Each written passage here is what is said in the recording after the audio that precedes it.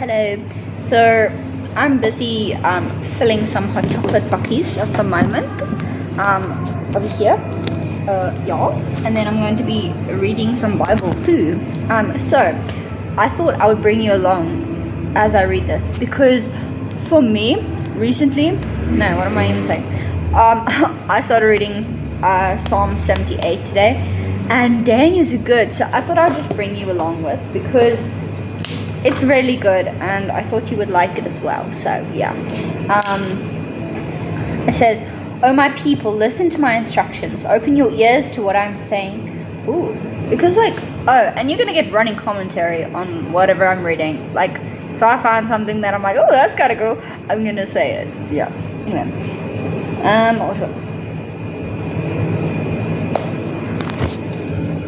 Whips. Hot chocolate, but okay. Getting distracted. My goodness. Excuse the chaos. This just comes with the territory. Whoops. Okay. Anyway.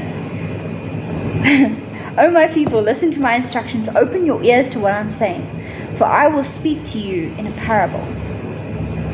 God is speaking to us. We just need to open our ears, like He's speaking. Oh goodness, okay. "I will teach you hidden lessons from our past, stories we have heard and known, stories our ancestors handed down to us. We will not hide these truths from our children. We will tell the next generation about the glorious deeds of the Lord, about His power and His mighty wonders."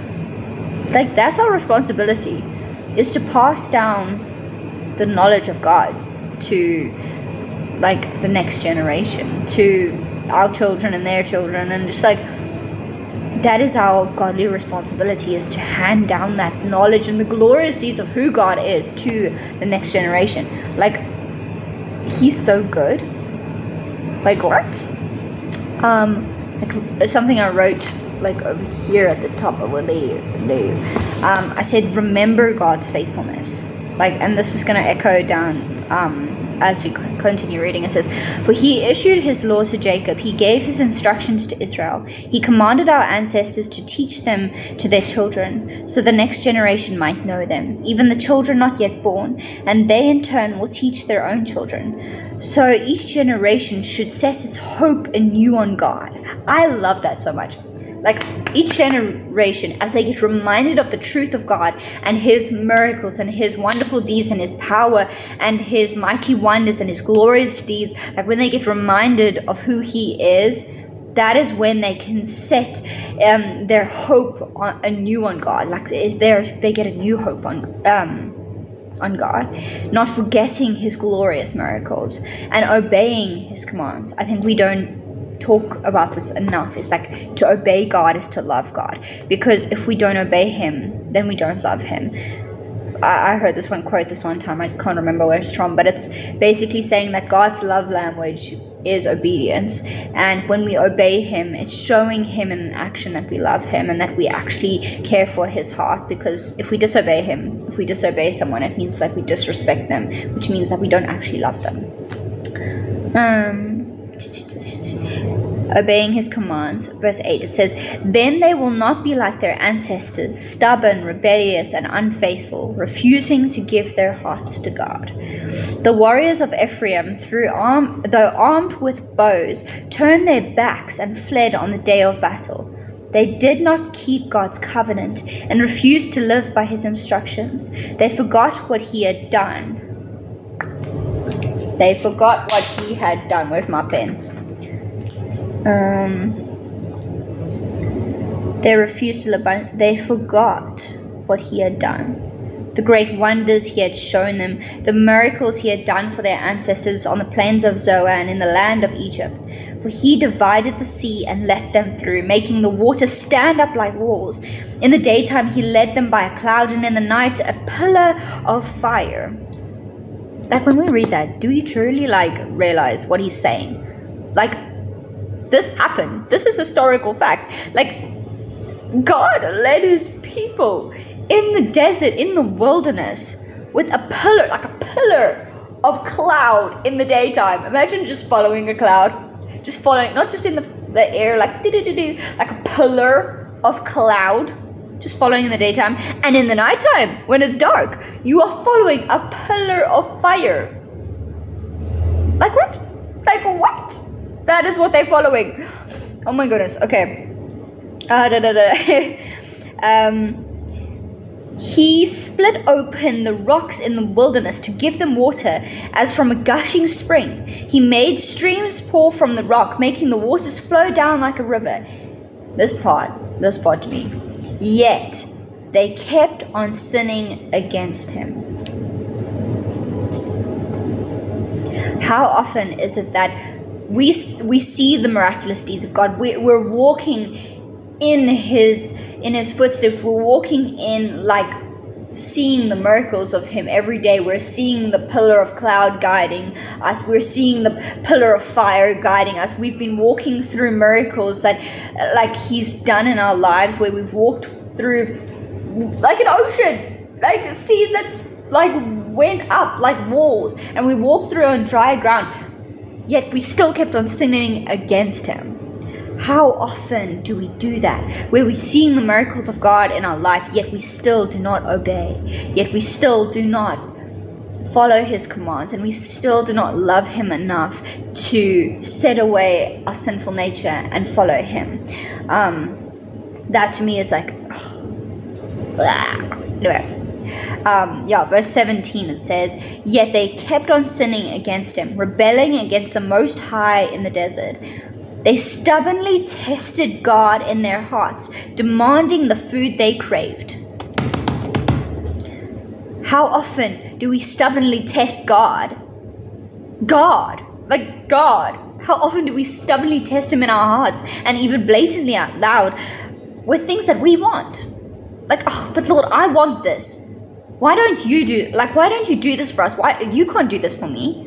I want this thing, and like, I don't believe that you can do it for me. Like, you're testing God in your heart, like you wanting the things of your flesh and your desires instead of obeying him. Like, they sinned against him, and yet they still had the audacity to be like, oh God, why don't you give me what I want? Like, how often do we do that?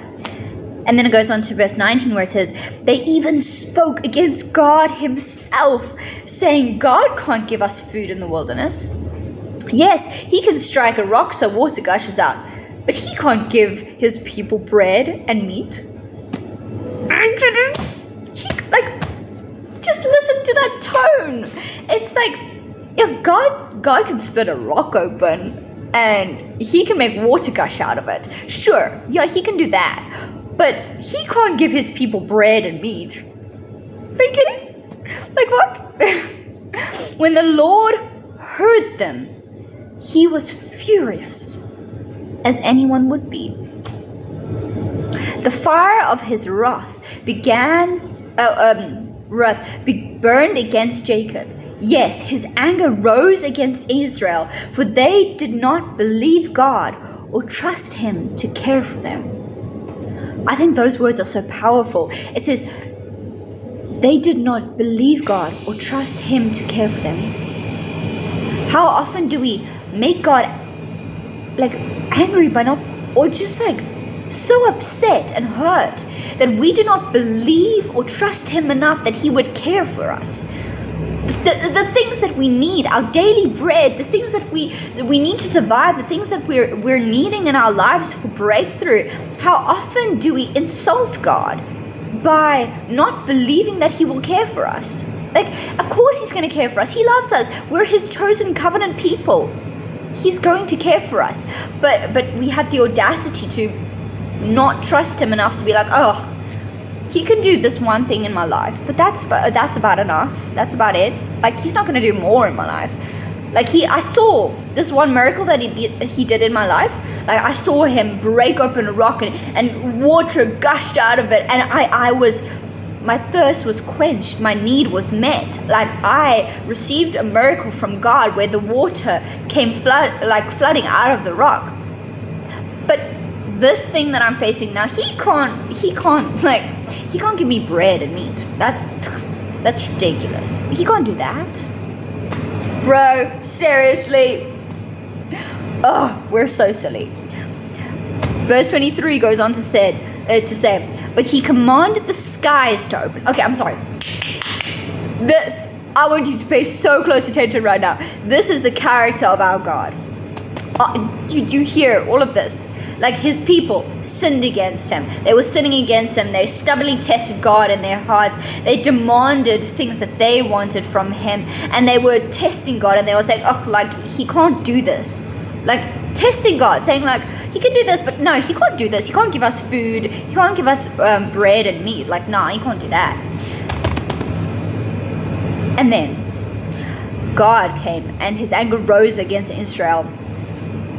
But then it says, but he commanded the skies to open. He opened the doors of heaven. He rained down manna for them to eat. He gave them bread from heaven.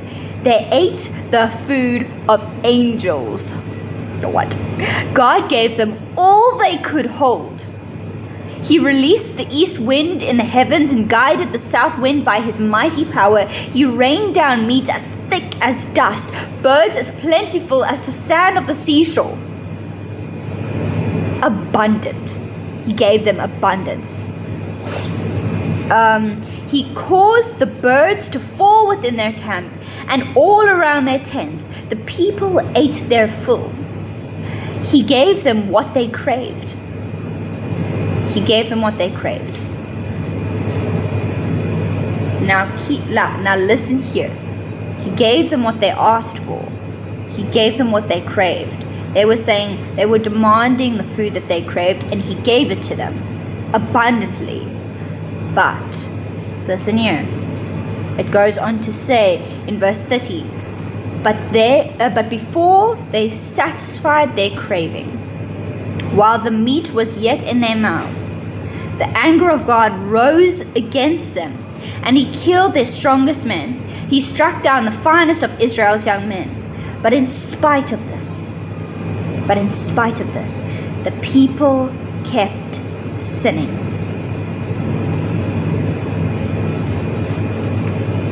Despite his wonders, they refused to trust him.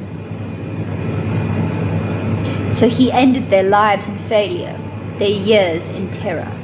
When God began killing them, they finally sought him. How often do we wait till the last resort, when we're really getting oppressed and we're really feeling the wrath of God? How often is it only then, when we're at the end, that we call out to him, that we start obeying him? Why do we not listen the first time? Delayed obedience is still disobedience. Over here where it says, so he ended their lives in failure, their years in terror. When God began killing them, they finally sought him. Only when he started killing them, then he sought them. They're like, oh wait, he's serious. What? When God began killing them, they finally sought him. They repented and took God seriously.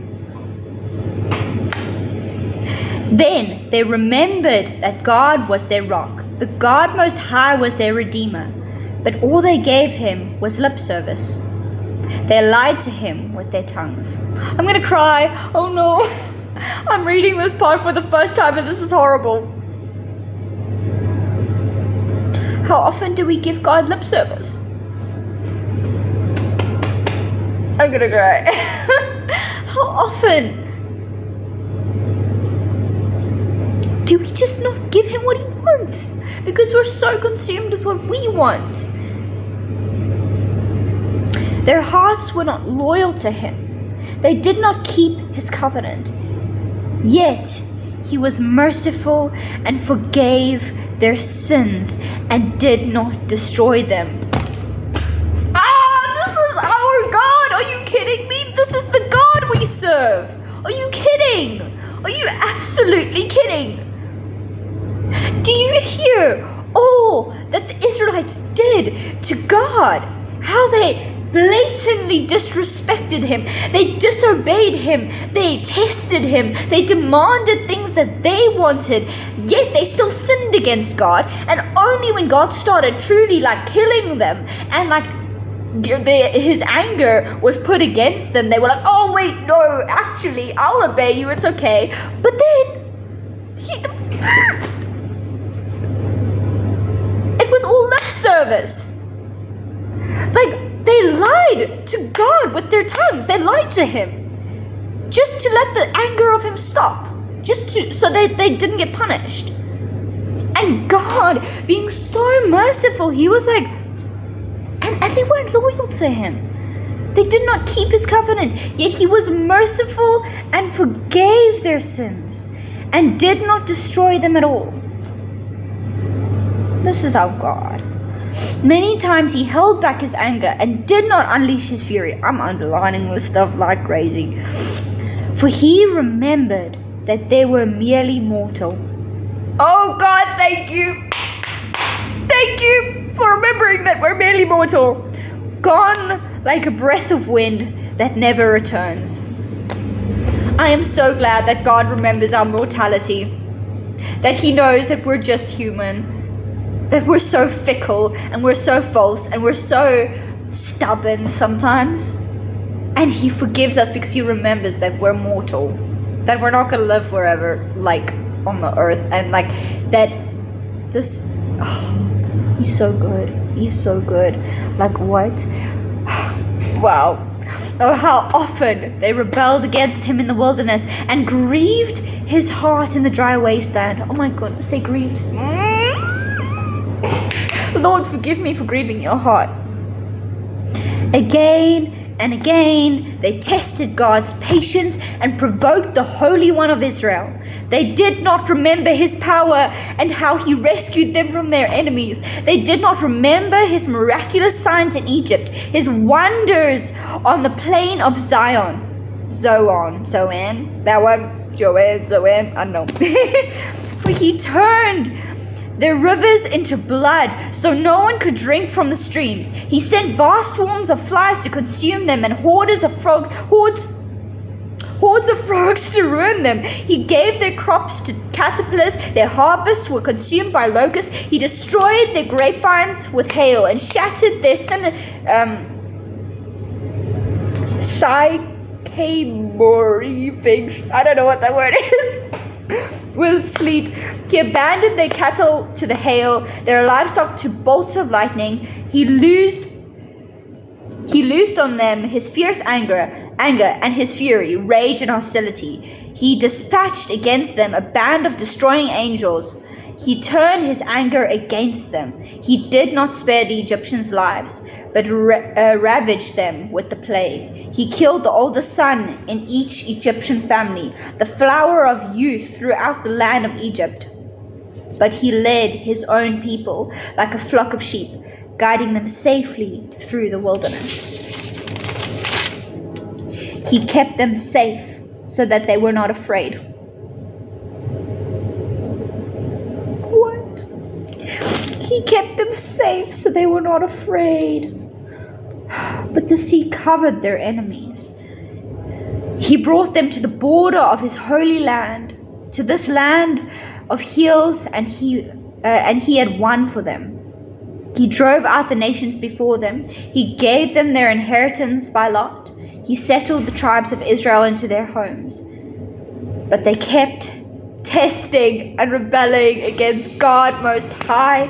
They did not obey his laws. They returned back and were as faithless as their parents. They were as undependable as a crooked bow. They angered God by building shrines to other gods. They made him jealous with their idols. When God heard them, he was very angry, and he completely rejected Israel. Then he abandoned his dwelling at Shiloh, the tabernacle where he had lived among the people. He allowed the ark of his might to be captured. He surrendered his glory into enemy hands. He gave his people over to be butchered by the sword, because he was so angry with his own people, his special possession. Their young men were killed by fire. Their young women died before singing their wedding songs. The priests were slaughtered, and their widows could not mourn their deaths. Then the Lord rose up and as though walking from sleep, like a warrior aroused from a drunken stupor, he rooted his enemies and sent them to eternal shame. But he rejected Joseph's descendants. He did not choose the tribe of Ephraim. He chose instead the tribe of Judah and Mount Zion, which he loved. There he built his sanctuary, as high as the heavens, as solid and enduring as the earth. He chose his servant David, called him from the sheep pens. He took David from tending the ewes and lambs, and he made him the shepherd of Jacob's descendants, God's own people, Israel. He cared for them with a true heart and led them with skillful hands. That's chapter 78 of Psalms. People,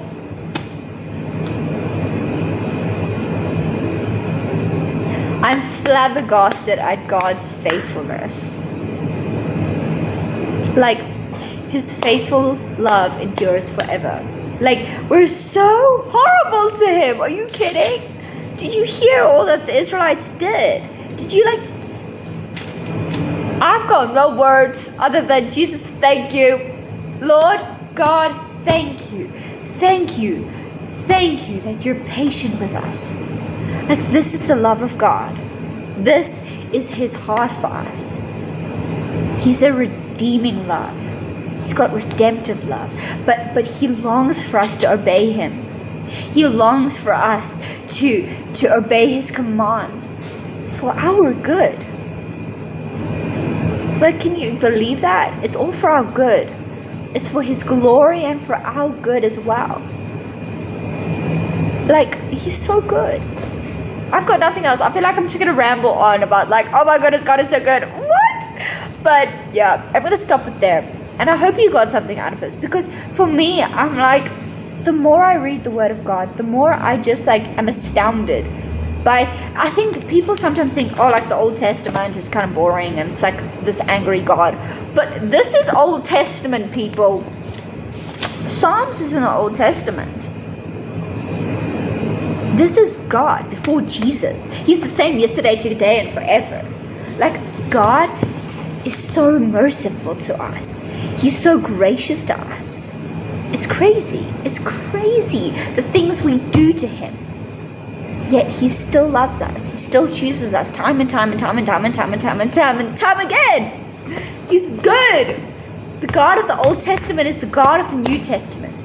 Still loving, still redemptive, still merciful and gracious and abounding in love. He is God and he is good and he loves us. Yeah, I hope you got that. Jesus loves you. I love you too. Bye.